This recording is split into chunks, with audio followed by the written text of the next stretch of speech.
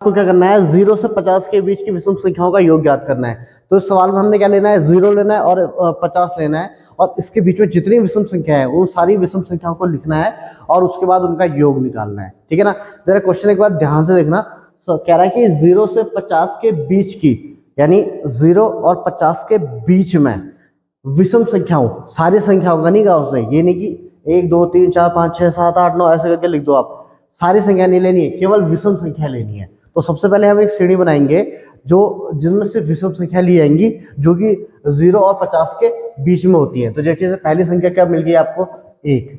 दूसरी क्या मिली आपको, 2 तो है नहीं आपका, 3। उसके बाद आपको मिलता है 5, फिर आपको मिलती है 7, इसके बाद मिलती है 9, ऐसे मिलती रहेंगी।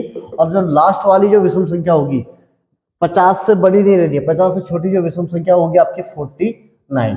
तो यानी अब आपके पास जो श्रेणी है वो है 1 3 5 7 9 और 49। ठीक है। तो अब आपके पास जो श्रेणी है वो है 1 3 5 7 9 और 49, अप टू 49। अब आपको इन्हें जोड़ना है। अब तो जोड़ने के लिए देखिए क्या है, हमें एसएन का फॉर्मूला लगेगा, क्योंकि यहाँ आपने देखा कि योग निकालना, तो यानी कि एसएन का फॉर्मूला लगना है। एसएन के फॉर्मूले में अब जो वैल्यू रखेंगे आप, तो जैसे मैं आपको बताता हूँ, यहाँ मान लीजिए एसएन का फॉर्मूला हमें रखना है, तो S n is equal to n upon 2 और 2a प्लस n माइनस 1, ये तो निकालना है आपने निकालना है भाई, जोड़ निकालना हमने, तो ये रहा जोड़, निकल गया आंसर। अब इसमें केवल वैल्यू पुट करनी है आपने n, a और d की। तो भाई अब ये वैल्यू क्या होंगी। अब बच्चे करते क्या है, जो जैसे उन्होंने ये श्रेणी लिख दी है ना, तो उनकी वो क्या करेंगे, ए कितना है यहाँ पे, चलो ए तो ठीक है आपका 1 मिल जाता है, आपको वो दिख ही रहा है। ठीक है, ए की कोई दिक्कत नहीं है। तो डी भी देख लेंगे, डी कितना होगा, डी मिलेगा भाई बाद वाले से पहला वाला घटाएंगे आप, 3 में से आपने 1 किया, आपको 3 माइनस 1 हो जाएगा आपका, तो डी आपको कितना मिल जाता है, आपको 2 मिल जाता है। इसके बाद बात आती है एन की, तो एन वो क्या करते हैं कि 49 लिख देते हैं। ठीक है ना, उन्होंने लिखा 1 3 4 5 या 49। अब क्योंकि सवाल को उन्होंने ऊपर ऊपर पढ़ा है, समझा नहीं है ना बेसिक, तो उसके लिए है 49 लिख देंगे, तो आपका सवाल हो जाना है वहां से गलत। ठीक, तो होना क्या है गलत है कि ये 49 एन 49 नहीं है, क्योंकि 49 क्या है, 49 इस श्रेणी के एक स्थान का मान है। बात समझ रहे आप, स्थान का मान है। जैसे पहले स्थान का मान कौन है आपका, 1 है। दूसरे स्थान का मान आपका 3 है। तीसरे स्थान का मान आपका कौन है, 5 है। चौथे स्थान का मान आपका कौन है, 7 है। पांचवें स्थान का मान कौन है, 9 है। ऐसी कोई एक स्थान है उसका मान है 49, यानी कि ये n नहीं है, हमें स्थान निकालना है। ठीक है। अब अगर ऐसा होता है कि 0 से 50 तक की संख्याओं का योग ज्ञात कीजिए, तो हमें 1 से 50 तक की संख्याओं का योग ज्ञात कीजिए, तो 1 2 3 4 5 6 7 8 9 10 होता। तो उस केस में जो था आपका जो 50 था वो an का काम भी करता और n का काम भी करता, क्योंकि आप क्या ले रहे हैं, मान लीजिए जैसे मैंने लिखा हुआ है यहाँ पे 1 2 3 4 5। ठीक है ना, मैं कह रहा हूं इसके 5 पदों का योग ज्ञात कीजिए। तो भाई इसमें देखो पहला स्थान 1 है, इसका वैल्यू भी 1 है। ये दूसरा स्थान है, इसकी वैल्यू भी 2 है। तीसरे स्थान की वैल्यू भी 3 है, स्थान का मान भी 3 है। चौथा स्थान कौन है, ये चौथा स्थान है, इसका मान भी क्या है अपना 4 है। ये 5वां स्थान है, इसका मान भी 5 है। ये ऐसा इसलिए हुआ क्योंकि क्या हुआ कि ये लगातार संख्या है ना, लगातार है ना सारी संख्याएं, तो इसलिए इनमें तो स्थान और उसका मान एक ही हो सकता है। जब अगर आपका जो गिनती लिखी हुई है वो मतलब गैप ना हो उसमें, वो एक एक का अंतर है, यहाँ पे सार्वंतर भी सब एक एक का अंतर है, तो क्रमागत जो क्रम से लिखी हुई है जब ना संख्याएं, कोई बीच में कोई भी पद गैप नहीं है, तो उस केस में स्थान और स्थान का मान एक ही हो सकता है। परंतु यहाँ क्या है, आपने लिखा तो है पर इसमें एक एक का गैप है। यहाँ 2 आ गया, यहाँ 4 गैप हो गया, फिर यहाँ पे आपका 6 गैप हो गया, फिर यहाँ पे आपका 8 गैप हो गया। तो यानी कि हमें ये नहीं पता कि 1 से लेके 49 तक हमने लिख दिया कि स्थान कितने हैं।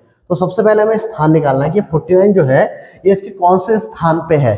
तो ये 49 n नहीं है, इसका मतलब ये 49 जो है वो n नहीं है, n मुझे निकालना है।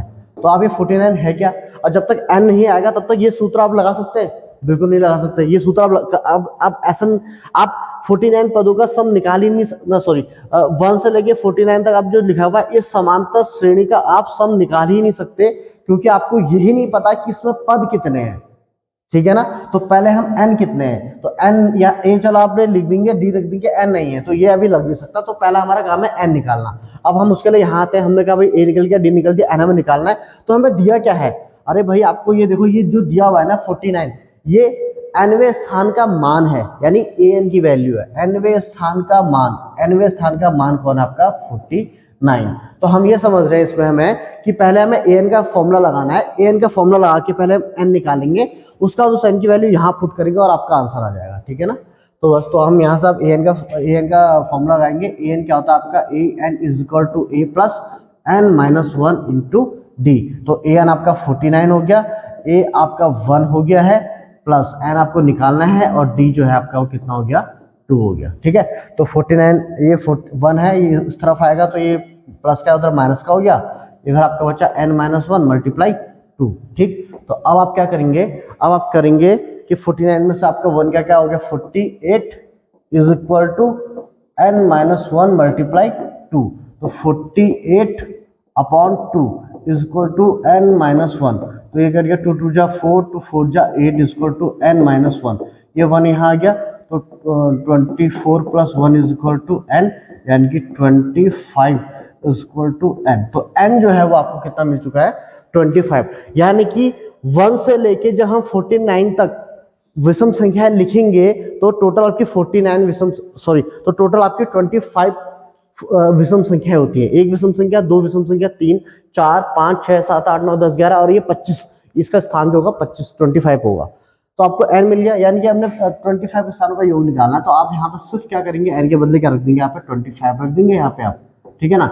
यहाँ पे आपका 25 हो गया अपॉन 2 हो गया इधर, ठीक। और ये 2 है, और a की वैल्यू आपने क्या निकाली है, a की वैल्यू तो आपकी 1 है, और n आपने क्या निकाल लिया 25। तो ये 1 सब्ट्रैक्ट भी कर देता हूँ डायरेक्ट में, 24 हो गया मल्टीप्लाई डी आपका 2 हो गया, ठीक। तो अब आप इसे लिखेंगे 25 अपॉन 2, 2 1 जा 2, और सॉरी यहाँ प्लस भी है, ठीक है, यहाँ प्लस भी है, और प्लस 48 और 9 कितना हो गया आपका 50 और 25 अपॉन 2। तो इससे कैंसिल आउट हो गया 25 बार, तो 25 मल्टीप्लाई 25 आपका कितना होता है 625। तो आंसर जो आपका आ गया इसके 1 से लेके 50 तक की विषम संख्याओं का जो सम है वो आपका कितना आ गया है S25, वो आपका आ गया 625। तो ये आपका आंसर आ चुका है इसमें, ठीक है ना।